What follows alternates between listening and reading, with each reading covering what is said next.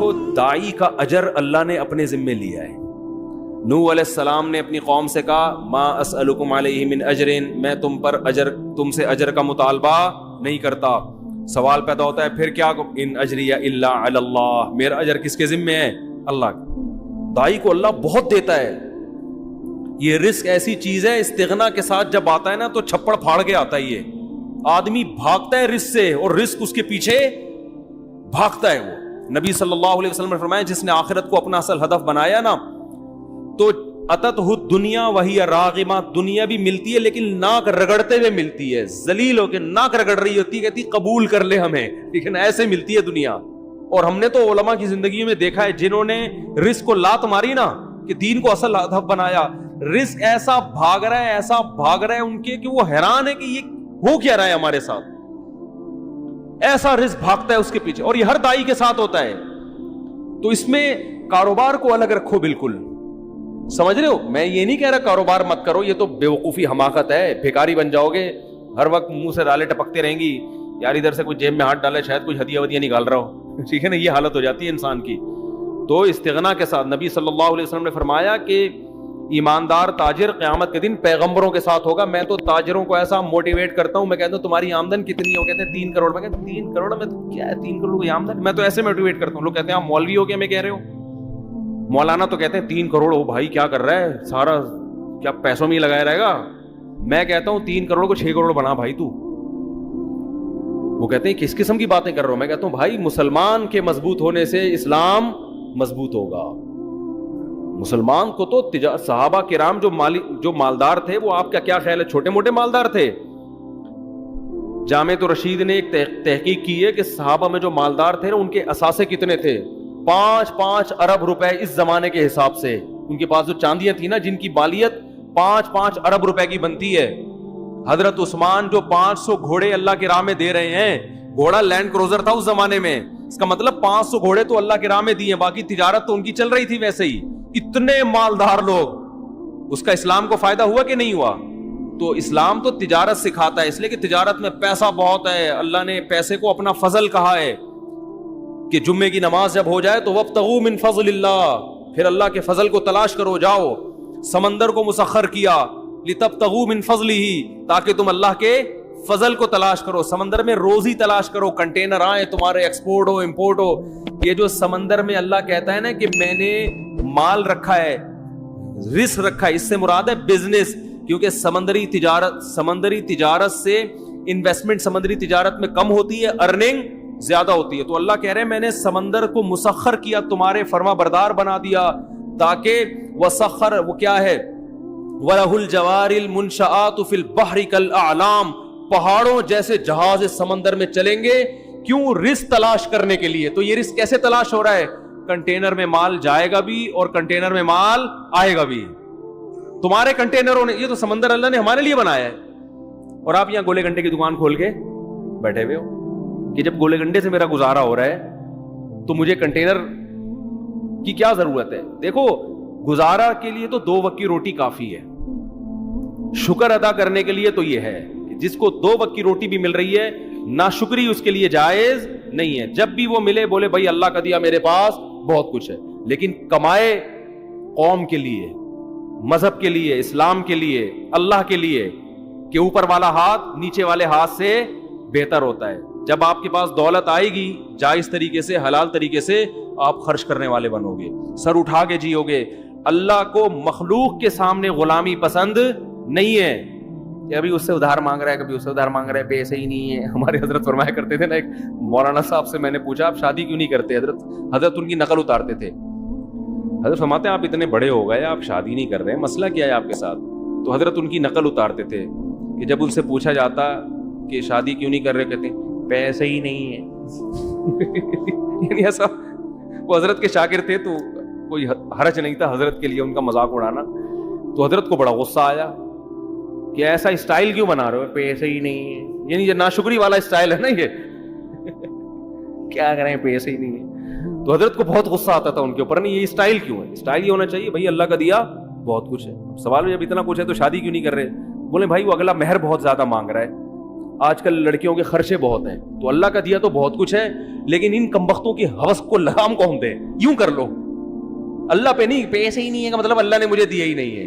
تو بولو پیسہ بہت ہے بھائی, اللہ کا دیا بہت کچھ ہے, حالانکہ کچھ بھی نہ ہو پھر بھی بولو بہت کچھ ہے, اس لیے کہ واقعی بہت کچھ ہے. جہاں آپ کو 2 وقت کی روٹی مل رہی ہے نا, آنکھوں میں بینائی ہے, سننے کی سماعت ہے, بہت کچھ اللہ نے آپ کو دے دیا. اب رونے دھونے کی اجازت نہیں ہے. تو اب آپ کماؤ, زیادہ کماؤ, قوم کے لیے کماؤ. آپ مدرسوں میں خرچ کرو گے, بیوہ عورتوں پہ خرچ کرو گے, یتیموں کی, ایک یتیم کی کفالت, نبی نے کیا فرمایا کہ جس نے یتیم کی کفالت کی جنت میں میرے ساتھ ایسے ہوگا. ذهب اہل الدثور بالاجور, صحابہ نبی کے پاس آئے, یا رسول اللہ مالدار لوگ تو اجر میں بڑھ گئے, جتنی نمازیں ہم پڑھتے ہیں وہ بھی پڑھتے ہیں, لیکن صدقات و خیرات تو وہ ہم سے زیادہ کر رہے ہیں. اب غریب آدمی احساس کمتری میں جاتا ہے, تو وہ یہ سوچ کے شکر ادا کرے کہ اللہ نے آپ کو دولت نہ دے کے بہت سے فتنوں سے بچا لیا, کیونکہ دولت آنے کے بعد اجر میں آگے کم بڑھنے لوگ, نیکیوں میں کم بڑھتے ہیں, گناہوں میں بڑھنے والے زیادہ ہیں. تو اللہ نے آپ کو اس آزمائش سے بچا لیا, آپ کا حساب بھی ہلکا پھلکا. قیامت پہ اللہ پیسوں کا حساب مانگے گا, آپ بولو گے جیب نکال کے دو گے, اللہ میاں کو پیسے ہی نہیں ہے, کس چیز کا حساب لے رہے ہیں؟ اللہ صبح ایک انڈا بمشکل کھا لیا کرتے تھے, وہ بھی بیگم کی صلواتیں سن کے, تو وہ ویسے ہی گناہ اس کے غریب کے معاف ہو چکے ہوں گے. بیگم نے اتنی سنائی ہوگی, اس کا سر گنجا کر دیا ہوگا, کم بخت جب دھیلا نہیں ہے تو مجھ سے شادی کیوں کی تھی. تو وہ غریب تو ویسے ہی لپٹایا کہاں جائے گا جنت میں. تو مالدار کی آزمائش زیادہ ہے. تو جو آزمائش اللہ کی طرف سے ہو وہ تو ٹھیک ہے, اپنی حماقتوں سے جو آزمائش ہوتی ہے پھر وہ صحیح نہیں ہوتی. تو آپ اپنی حماقتوں سے اگر غریب بنے ہوئے ہو تو یہ اللہ کی طرف سے آزمائش نہیں ہے, بلکہ یہ کس کی طرف سے ہے؟ یہ آپ کی اپنی حماقت ہے. تو اپنے طرف سے تو کوشش کرنی چاہیے. خیر, بات کو جلدی سے سمیٹ کے ختم کرتا ہوں. تو اللہ نے کیا فرمایا کہ تم اکیلے میں غور کرو, تمہارے ساتھی محمد صلی اللہ علیہ وسلم کے دل میں نہ تو لالچ ہے اور نہ ان کو جنون ہے, یہ ان کے برحق ہونے کی علامت ہے. قوم سے ٹکر لے رہے ہیں, مارے کھا رہے ہیں, پتھر سر سے خون نکلتا ہے تو جوتوں میں جمع ہو جاتا ہے, رشتہ دار سب الگ ہو گئے, چچا کہہ رہے ہیں کہ مجھ پہ اتنا بوجھ مت ڈالو کہ میں برداشت نہ کر سکوں. تو یہ بہت بڑی دلیل ہے آپ صلی اللہ علیہ وسلم کے برحق ہونے کی. تو قرآن کہہ رہے ہیں ام تسألوہم اجرن, اے نبی کیا آپ نے ان سے پیسے مانگے ہیں کہ جو مجھ پر ایمان لائے گا تو مجھے زکاتیں لا کے دیا کرے, مجھے ہدیے لا کے دیا کرے, مجھے اتنے پیسے ہر مہینے دیا کرے, اور جس کی وجہ سے یہ بوجھل ہو گئے ہوں؟ ایسا بھی نہیں ہے. حتیٰ کہ دیکھو ابو طلحہ انصاری رضی اللہ تعالیٰ عنہ آئے نبی کے پاس, بس یہ واقعہ سنا کے بیان ختم کرتا ہوں, کہ یا رسول اللہ, قرآن میں اللہ نے آیتیں نازل کر دی, لن تنالوا البر حتی تنفقوا مما تحبون, کہ تم نیکی کی حقیقت تک اس وقت تک نہیں پہنچ سکتے جب تک محبوب چیز اللہ کی راہ میں صدقہ نہ کرو. یعنی اگر نیکی تو کم چیز بھی صدقہ کرنے سے ہوگی, لیکن اگر نیکی کی حقیقت اور تہ تک پہنچنا چاہتے ہو تو ایسی چیز صدقہ کرو جس سے تمہارا دل اٹکا ہوا ہے. محبوب چیز نکالو اللہ کی راہ میں, قربانی دو. دیکھو جس کو دنیا میں جب ایک دوسرے سے محبت ہوتی ہے نا, تو لوگ آپ سے آپ کی پسندیدہ چیز مانگ لیتے ہیں. سیٹنگ میں تو یہ بہت ہوتا ہے, لڑکے بتاتے ہیں میری اپنی کوئی سیٹنگ نہیں ہے الحمدللہ, کہ سیٹنگ میں یہ بہت ہوتا ہے کہ وہ محبوبہ نے یہ مانگ لیا, اپنی کوئی خاص چیز مانگ لی کہ بھئی یہ گھڑی ہے یا یہ موبائل ہے, آپ آزمائش میں آ گئے. اب آپ کو محبت تھی, آپ نے کہا کوئی بات نہیں, یہ آئی فون تمہارا ہوگا. وہ جوش میں آ جاتی, بھائی یہ ہے محبت. یہ دنیا میں ہوتا ہے, انسان آزماتا ہے. اور یاد رکھو یہ ہمارے ہاں بہت بڑی اللہ کی نعمت ہے کہ اب بھی عورت پہ خرچ کرنے کا جذبہ ہے, پٹانے کے لیے بھی. گوروں میں یہ بھی ختم, گوروں میں عورت کا یہ حق بھی ختم ہو گیا کہ انگریز عورت کو پٹانے کے لیے اس پہ خرچ نہیں کرتا, دونوں ایک دوسرے کو اپنے خرچے پہ پٹا رہے ہوتے ہیں. یعنی گرل فرینڈ بھی بوائے فرینڈ کا خرچہ اٹھا رہی ہوتی ہے آدھا آدھا. کمبخت کی سیٹنگ چل رہی ہے گرل فرینڈ سے, برگر بھی وہ اپنے خرچے پہ کھائے گی بیٹھ کے. یہ عورت کا حال ہو گیا ان ملکوں میں. یعنی نہیں آ رہی سمجھ میں میرا خیال ہے, یہ تو یہاں ہے کہ برگر اپنے خرچے پہ، پیزا اپنے خرچے پہ، اور ایزی لوڈ اپنے خرچے پہ، پھر کہیں جا کے وہ 8-10 پہ یہ خرچہ ہوگا تو ایک آدھ پٹ پٹا کے آئے گی آپ کے پاس.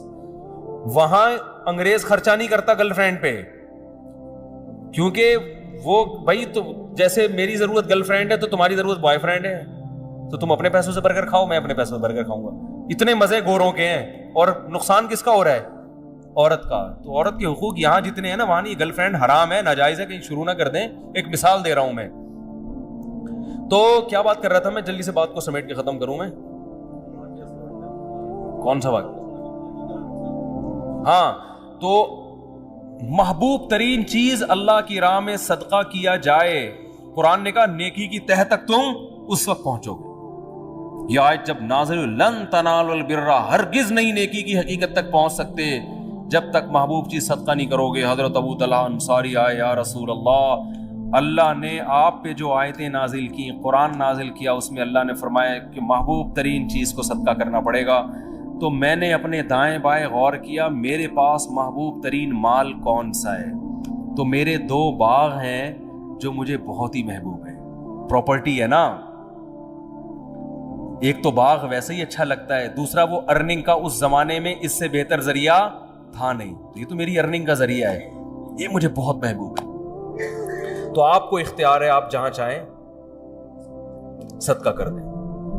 میں ہوتا تو شاید میرے دل میں لالچ آتی کہ بھائی میں بھی آخر انسان ہوں. ہے بھائی، میرے بیان سن کے تمہیں صدقے کی توفیق ملی ہے، اور میرے بچے بھی ماشاءاللہ ہول سیل کے حساب سے ہیں. میرے ذہن میں تو وسوسہ آ جاتا. اب ایسا نہ ہو کہ آپ لوگ صدقہ کرنا میرے اوپر شروع کر دیں. میرا ذریعہ آمدن اچھا خاصا ہے، ٹھیک ٹھاک ہے، الحمدللہ. بزنس ہے میرا، اور آج سے نہیں ہے، 15 سال سے ہے. باقی میں کسی کو بتاتا نہیں کون سا بزنس ہے. یہ ہوائی بزنس ہی پراپر بزنس ہے. تو بتاتا کیوں نہیں؟ اس لیے کہ یہ ممبر، یہ جگہ نہیں ہے. کبھی چھاؤں میں آئے تو بات کریں گے. پھر وہ لیکن اب بتاؤں گا تو بولیں گے چورن بیچ رہا ہے اپنا، تو میں نہیں بتاؤں گا، میں نہیں بتاؤں گا. صحیح ہے نا؟ تو یہ ضمناً میں نے اس لیے بتا دیا کہ آپ کہیں گے یہ کیا ہو رہا ہے یہ. تو کیا کہہ رہا تھا یار؟ ایک تو کھوپڑی بہت عجیب سی ہو گئی. ہاں، حضرت ابو طلحہ انصاری آئے، تو میں اگر ہوتا تو میرے دل میں لالچ آتی کہ یار میرا بیان سن کے آپ کی سخاوت جوش میں آئی ہے، تو کس کو دے دو؟